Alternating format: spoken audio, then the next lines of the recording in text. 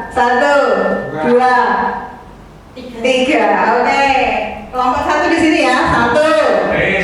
Satu. Tuh, dua di sini ke. Dua, tiga di sini ke, tiga. Ayo tiga kiri sama tiga.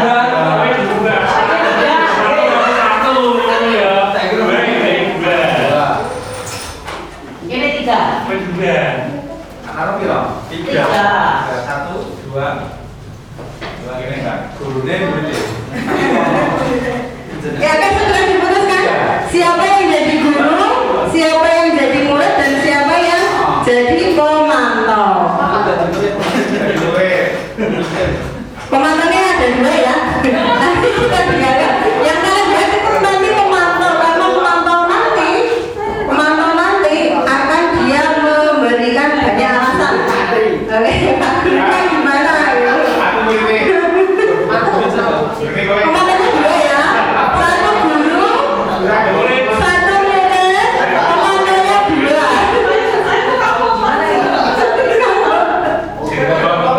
Iya, segera. Yang jadi murid dia harus punya kasus. Dia bilang gini aja, kasus kok misalnya terlambat, tidak piket, gitu. Merokok misalnya gitu. Tidur di kelas, itu. Sip. Pak Rai sudah dapat ide. Yang jadi murid siapa? Pak Rai? Kasusnya apa Pak Rai? Kasusnya apa? Tidur di kelas. Tidur di kelas. Oke, kelompok satu kasusnya tidur di kelas. Ini terlambat. Terlambat. Sinten yang jadi murid? Kasusnya mami terlambat. Oke. Hati-hati ya, jangan mulut sama lo ya. Saya boleh Oh, panas banget. izin kamar mandi gak balik-balik. Oh, izin kamar mandi nggak balik-balik. Itu kasusnya kayak mandi dulu. Izin kamar mandi nggak balik-balik. Oke, kita mulai. Pemantau itu dia nanti akan ngomong. Menurut saya, misalnya yang jadi guru Pak Bara gitu. Pak Bara sudah bagus. Satu, dia sudah melakukan tabiat identitas gitu. Kesimpulan. Disimpulkan. Sudah bagus, sudah melakukan segitiga eksekusi. Alasannya apa? Begitu ya. Pemantaunya nanti ada dua. Oke, kita mulai. Saya menjadi Bu Guru segera di Pak Guru atau Bu Guru segera diputuskan ya. Ya berapa menit? 5 menit cukup ya.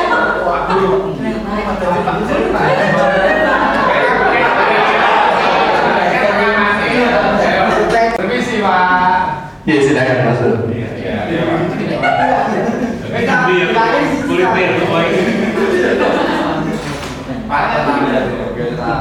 Kenapa kau terlambat?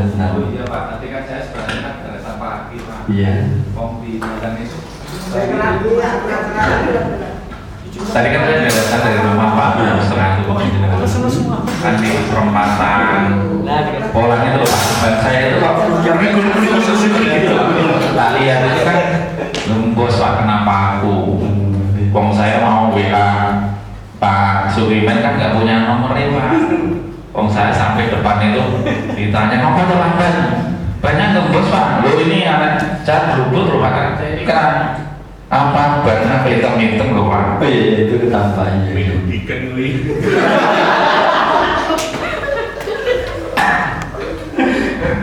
Mana Pak? Boleh masuk ya Pak? Ya gini, boleh, tapi besok sebelum berangkat tolong jadi ban dan sebagainya cek dulu apa sih harus atau belum. Kalian udah halus, nanti kalau jalan hati-hati ya di jalan. Iya Pak, makasih sekali. Mudah-mudahan tidak terulang Pak. Malah kan udah gitu nggak Pak? Makasih ya Pak. Iya, sama-sama. Luar biasa, bertepuk tangan ya Pak Ibu. Ya, lanjut kita yang jadi pemantau, Mas Dewi atau Pak Berjan?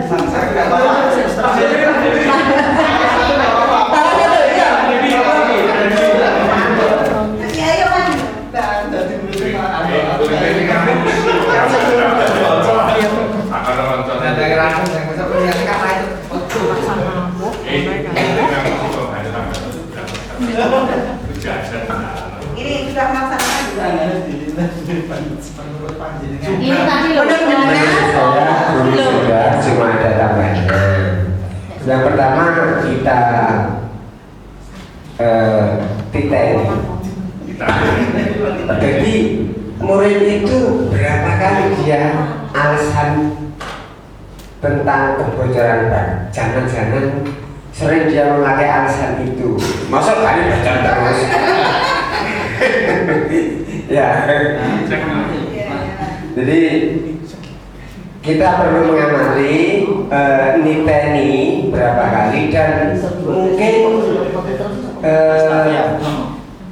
dari karakter anak itu kebiasaan sehari-hari pun juga perlu kita amati apakah dia itu sering melakukan alasan terlambat atau sering bolos, itu juga dikaitkan. Kalau memang itu sering berarti dia cuma alasan saja. Itu aja, terima kasih dari saya. Jadi Pak Jon lebih menggali informasi tadi. Mungkin kalau Kak Oki itu tadi baru sekali ya, Kak Oki ya. Itulah banyak sekali. Kali Pak, menurut Pak Jon, kita sebagai guru juga harus memiliki riwayat atau track record anak, jadi dicatat berapa kali dia terlambatnya gitu. Luar biasa sekali. Ini kayaknya waktunya sudah habis ya Bapak Ibu. Mohon maaf bagi kelompok 1 dan kelompok 2 tidak bisa tampil ya Bapak Ibu ya. Nanti kita teruskan kapan-kapan masih ngobrol kita gitu. Oh iya.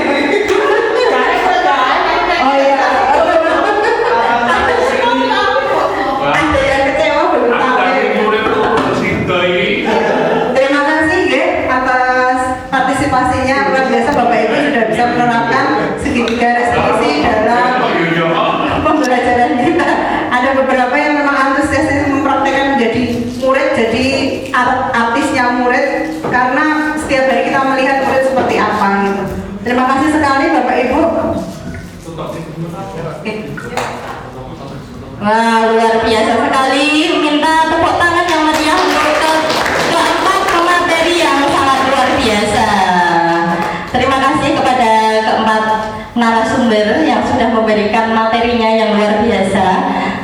Sebelum acara penutup ini, saya akan sedikit menyampaikan kesimpulan pada pertemuan hari ini. Yang pertama yaitu budaya positif dimulai dari diri kita sendiri sebagai pendidik, kita sebagai role model dalam mengajarkan budaya positif bagi anak didik kita.